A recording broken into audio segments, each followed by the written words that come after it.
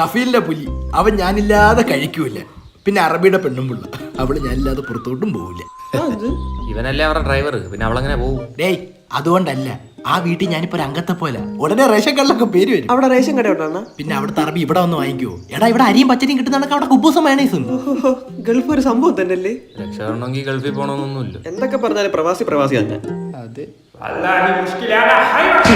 എന്താണ് അറബിയെ വല്ലാണ്ട് മിസ് ചെയ്തറാ. എന്നാ അവിടെ കെട്ടിപ്പിടിച്ചോണ്ടിരിക്കാൻ എന്ത്? നീ ജീവിതത്തിൽ എല്ലാം തികഞ്ഞവനെ കണ്ടിട്ടുണ്ടോ? കണ്ടോ?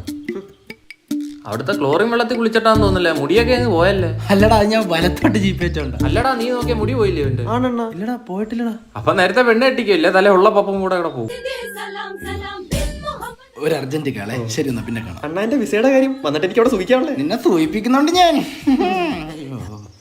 അതാ ഉസ്ബുർ കഫീൽ ഉസ്ബുർ വന്നിട്ട് ഞാൻ പുലിയുടെ ചെട്ടി മാറ്റുന്നുണ്ട്.